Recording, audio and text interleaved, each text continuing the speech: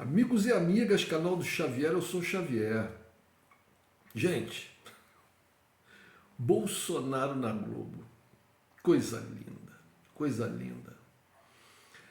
William Bonner e a Renata Vasconcelos, muito fracos para entrevistar, para retirar de alguém o que é necessário. Mas eu devo admitir que é difícil dialogar com Bolsonaro, porque Bolsonaro não é uma pessoa normal. Ele não é uma pessoa normal. Na verdade, eu conheço, e todo mundo conhece, muita gente como Bolsonaro. Aquela pessoa que você fala uma coisa e a pessoa tergiversa.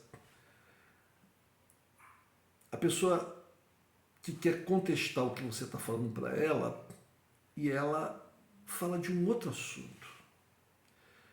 Então, com o tempo, você vai cansando dessa ilogicidade, essa falta completa de inteligência na conversa. É claro que a gente pode imaginar também que esse articulador esteja sendo inteligente. Quando ele retira a inteligência da conversa, ele destrói o seu discurso. Mas não é o caso do Bolsonaro. O Bolsonaro ele é burro mesmo. O problema é que, como ele, existe muita gente. Existe muita gente. E é muita gente assim. E essas pessoas se identificam com o discurso dele e acham que ele está falando, é verdadeiro.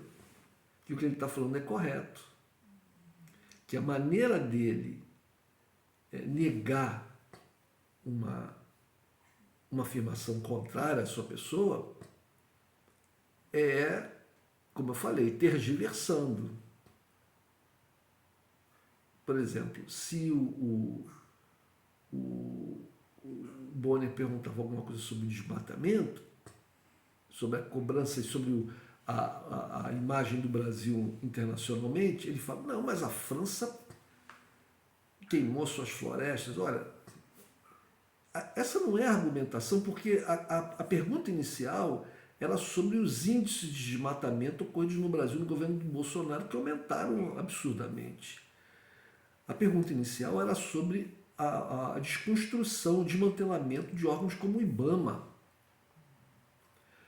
Uma das perguntas fundamentais nesse campo do meio ambiente foi por que o Bolsonaro proibiu que maquinário utilizado em áreas de proteção ambiental, maquinário proibido, como por exemplo dragas, balsas dragas que para fazer exploração, de fazer garimpo, tratores para destruir florestas e tal, por que o Bolsonaro proibiu que eles fossem destruídos no local onde eles são encontrados pelas forças de segurança, pelo IBAMA e por outros órgãos de controle ambiental? Aí Bolsonaro, ele antes de responder que ele estava seguindo a lei, olha só, além de tudo, ele é muito cara de pau. É muito cara de pau. Porque é como se você encontrasse uma arma na mão de um bandido, a polícia encontrasse uma arma na mão de um bandido, e houvesse uma portaria uma portaria qualquer que falasse, olha, a polícia, quando encontrar uma arma na mão do bandido, ele deve destruir e se apossar da arma. Quando a polícia se apossa da arma, ela deve destruir a arma imediatamente. Imediatamente ela deve destruir a arma. Aí vem um governador e fala assim, não, eu proibi que isso fosse feito, porque a lei não diz isso. A lei não diz que deve se destruir a arma. Se pudesse retirar dali, se retira, mas se não pudesse retirar, não diz sobre destruir. Então proíbe destruir. Só que o que o governador não diz é que quando a polícia não destrói essa arma, ela simplesmente guarda, deixa a arma ali no local do crime, o bandido volta lá no dia seguinte e pega. Então é isso. Quando o IBAMA, os órgãos de controle, os fiscais e tal, e mesmo a polícia encontra um trator que foi usado em desmatamento, encontra uma balsa, uma draga que foi utilizada em garimpo ilegal, etc., e não destrói, e fica lá, no dia seguinte, ou 15 dias depois, ou 10, ou na outra semana, ou 3 dias depois, não importa, no outro mês, os criminosos conseguem recuperar esse equipamento e vão utilizar ele de novo. Se você destrói o equipamento, você dá um prejuízo violentíssimo ao criminoso, porque ele vai ter que desembolsar um dinheiro para comprar esse equipamento que é caro. Se você faz isso reiteradas vezes, você tira a capacidade dele, do bandido, de se financiar e de continuar com aquela prática criminosa, porque é muito prejuízo, não dá lucro, eles vão parar com aquela atividade. Qual a razão? Por que Bolsonaro está tão apegado à lei nesse caso? Isso não tem o menor sentido. Quer dizer, quando ele vai e responde, primeiro quando o William Bonner pergunta, não sei se foi o William Bonner ou foi a Renata Vasconcelos, por que ele proibiu a destruição desse maquinário fruto das ações criminosas contra o meio ambiente? Aí ele primeiro fala da França, porque a França, a Alemanha, a Inglaterra desmataram tudo isso aqui. Não tem nada a ver com a pergunta. Né? Tem nada a ver com a pergunta. E depois ele vai e fala que não, que ele estava cumprindo só a lei. E insiste, não, eu não cumprir a lei. Eu quero cumprir a lei. Como se ele estivesse defendendo nesse apego à lei, ele estivesse defendendo as pessoas que estivessem tendo prejuízo, sofrimento, com um ato criminoso. Não, pelo contrário. Quando ele faz isso, ele está facilitando a vida do criminoso. Do criminoso. Então é óbvio que Bolsonaro, por várias razões, o Bolsonaro ficou com ódio tremendo do pessoal do IBAMA quando ele foi multado há anos atrás, né, numa pesca ilegal numa área de proteção ambiental. Então aquilo criou um ódio nele tão grande que o que ele puder fazer para destruir IBAMA e outros órgãos de controle e proteção ambiental ele vai fazer. Segundo, porque ele tem a mentalidade daqueles... É interessante porque a mentalidade dele, a maneira dele entender o mundo, responder, é a mesma de fazendeiros criminosos, de gente que tem trabalhador escravo na sua fazenda. Você pergunta para o cara, mas por que você está aprisionando essas pessoas aqui? Aí ele responde para você assim, não, esse pessoal não gosta de trabalho não. Esse pessoal é uma dificuldade aqui, esse pessoal não gosta de trabalho, ele já está na herança deles, não gosta de trabalhar. Entendeu? Ele não gosta de trabalhar. E aí me dá prejuízo, porra. É assim que ele responde. Então, na cabeça desse fazendeiro, né, as pessoas têm obrigação de trabalhar para ele. As pessoas têm obrigação. As pessoas não gostam de trabalhar porque ele quer que as pessoas trabalhem, mas as pessoas não querem, porque ele paga pouco, porque ele obriga as pessoas a comer comida estragada, porque ele confina as pessoas lá no meio do mato, dentro das fazendas dele, porque ele não dá um alojamento digno para as pessoas dormirem, ele não tem banheiro, não tem água. Por isso que as pessoas não querem trabalhar lá, não querem trabalhar para ele. E também ninguém é obrigado a trabalhar para os outros, ninguém é obrigado. Na verdade, ninguém é obrigado a trabalhar. Se uma pessoa quiser ficar de braços cruzados esperando a morte chegar, isso é o problema da pessoa, ninguém é obrigado a trabalhar. Essa ideologia que colocaram, as pessoas têm que trabalhar. Não, as pessoas não têm que trabalhar. Trabalha quem quiser. Ninguém é obrigado a trabalhar. Mas a questão que a gente está discutindo aqui é se você é obrigado a trabalhar para um determinado patrão. Se você não trabalha, esse patrão, que é poderoso, que tem dinheiro, fala, não, vocês são vagabundos, eles não querem trabalhar. A gente que se esforça, né, tem que carregar essa gente nas costas. Então, por isso, da cabeça dele justifica que ele aprisione as pessoas, que ele explore as pessoas de forma cruel, que ele até bata nas pessoas. É a mentalidade do Bolsonaro. Então, quando a a Renata Vasconcelos pergunta para ele se ele se arrepende, né, de coisas que ele disse com relação à Covid, quando ele fez piada, como é que as pessoas respiravam, quando ele disse, eu não sou coveiro, ele não diz que se arrepende, porque na mentalidade dele ele está certo, ele não fez nada de errado. Aí o que me impressiona é que pessoas como funcionários públicos, negros, mulheres, gays, né, pessoas muito pobres, sigam o Bolsonaro. Sigam, batam palma para o que ele faz. É porque se identificam com o pensamento dele. O fato de você ser negro, gay, mulher, funcionário público e pobre não dá a você necessariamente claridade de pensamento. Assim como não dá se você for um homem branco, heterossexual, iniciativa privada, ou seja, não, sabe? Claridade de pensamento é uma coisa que independe de a que categoria você pertence nesse mundo humano. Infelizmente é isso. Então quando a gente pensa que o Bolsonaro tem 32, sei lá, por cento, parece que dizer, 32% dos votos, das intenções de voto, aí você vê assim, meu Deus do céu, como tem gente que pensa como Bolsonaro, como tem gente estúpida, ilógica e má, porque tem muita gente que, o Bolsonaro também é uma pessoa má, né? Ele é uma pessoa má, ele é uma pessoa ruim. Ele é uma pessoa ruim. Então, as pessoas que se identificam com ele são pessoas ruins também. Então você tem pessoas ruins, pessoas ignorantes, pessoas que são ignorantes e ruins.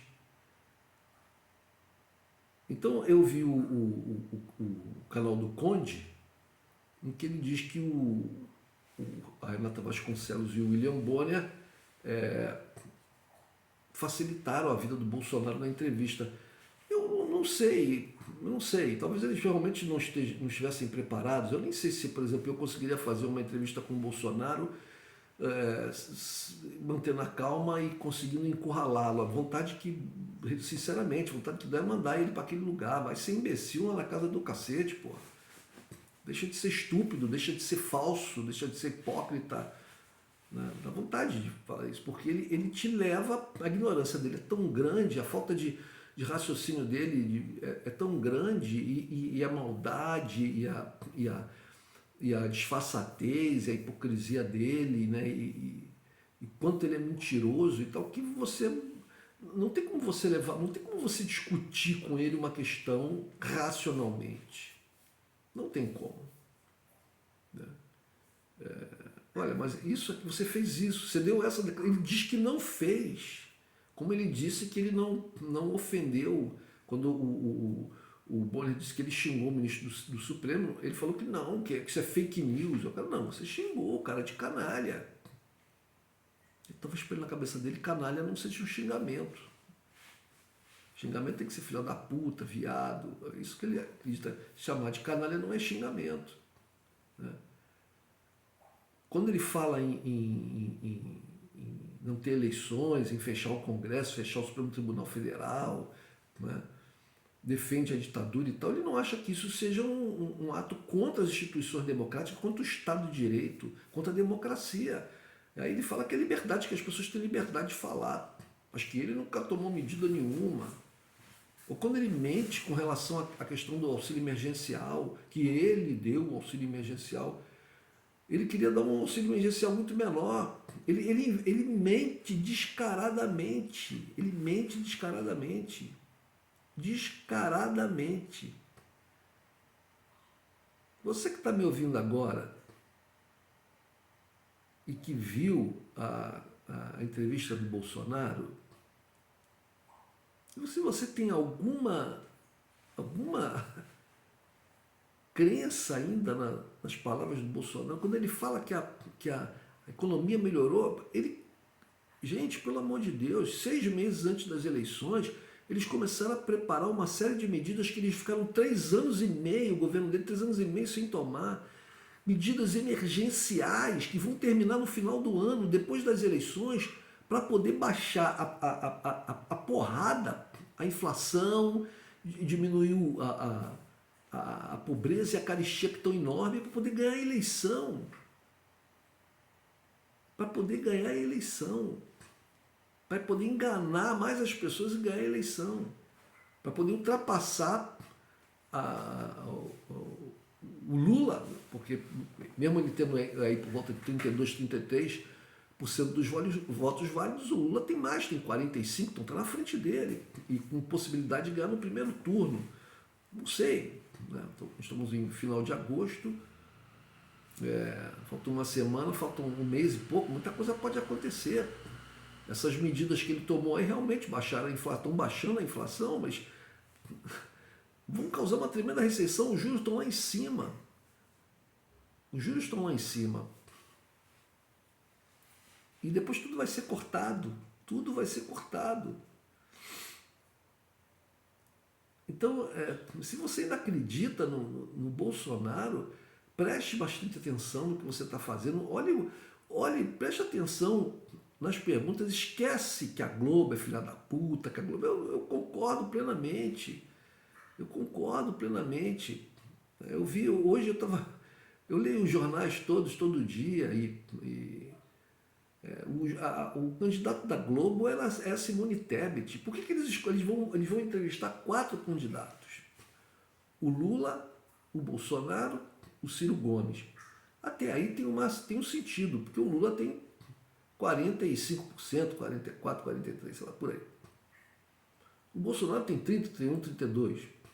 E o Ciro Gomes, que está lá atrás, mas que oscila entre 6% e 9%. Agora, Simone Tebet, gente, está com 1%, 2%. É impossível, matematicamente falando, a menos que venha o cometa Halley e apareça de novo no céu, fora da época dele. E seja uma manifestação da Virgem Maria no céu. Ou seja, uma coisa, um fenômeno, um milagre. Ela não tem a menor condição. Por que ela vai participar do debate? Porque se ela com 2% vai participar do debate, então tem que chamar os outros candidatos que têm menos de 1%, que tem 0,5%. Por que uma de 2% pode e uma de 0,5% não pode? Tem que chamar o cara do PSTU, sei lá, os outros candidatos aí que não estão pontuando, mas que tem uma porcentagem qualquer.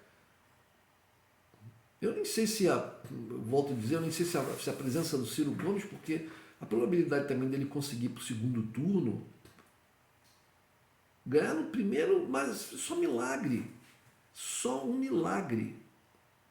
Ou uma coisa natural como a morte de alguém, do Lula ou do Bolsonaro. Pelo amor de Deus. Né? Uma coisa assim, um cair doente. Aí pode ser que o outro... Mas mesmo assim...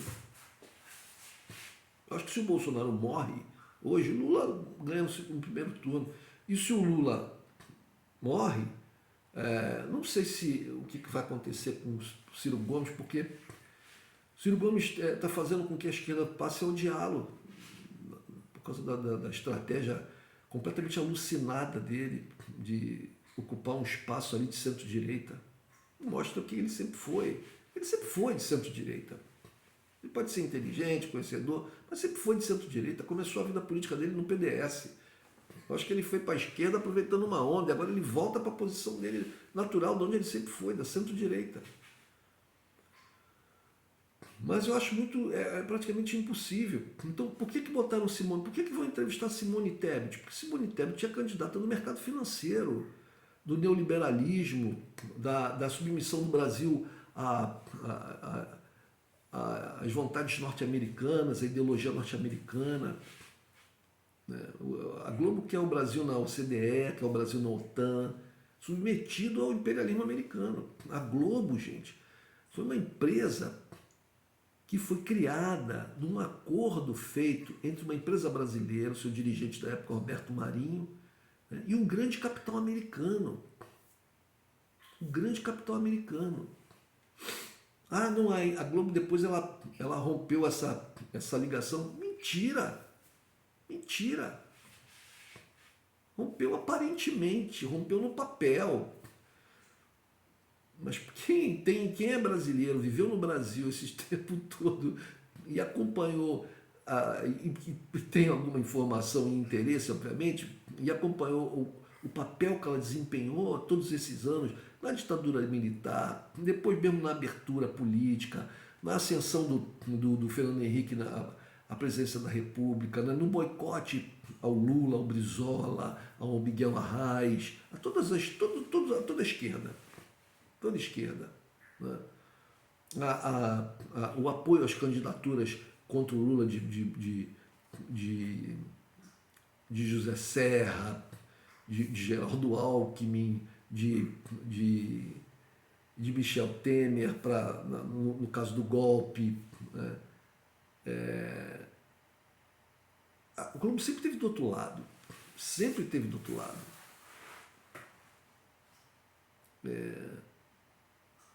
É isso. Situação complicada. Mas essa entrevista dele no Jornal Nacional é um misto assim, eu vendo, fiquei com um misto de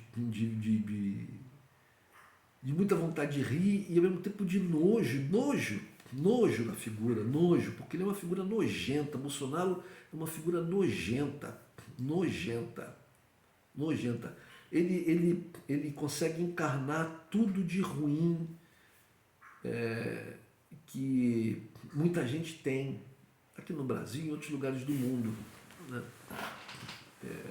O discurso dele eu já vi em muitas pessoas no decorrer da minha vida. Volto a te dizer, a pessoa que você fala uma coisa para ela, pergunta por que você está com essa arma na mão? Não. Jesus Cristo, ele disse isso. Jesus Cristo, na época dele, não comprou uma arma porque não tinha para vender. Não, mas eu não estou te perguntando sobre Jesus Cristo, porque já é um absurdo, uma coisa completamente fora, completamente sem sentido. Ele dizer isso porque como é que ele pode saber se Jesus Cristo não comprou uma? Em primeiro lugar, porque havia armas para vender, né? Porque não havia armas de fogo, mas havia espadas, havia lanças, havia punhais, havia arco e flecha, havia armas, lanças, havia muitas armas. Né? Mas a história de Jesus Cristo, eu posso falar tranquilamente, porque eu não sou exatamente um cristão, sou católico nem evangélico, não é? Mas a história dele é de um homem avesso ao uso de armas, à violência. A finalidade dele, não estou nem entrando no mérito de que ele era o filho de Deus.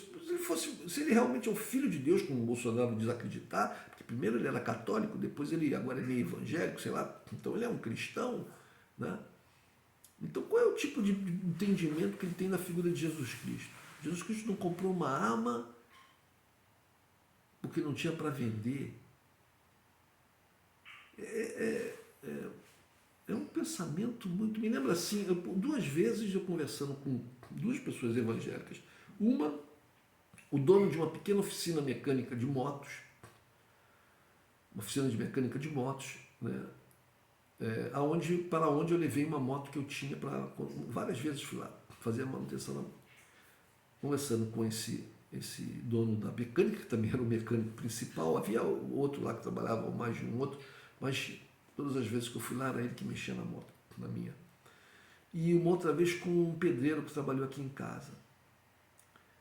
E todos os dois me deram assim uma resposta muito parecida.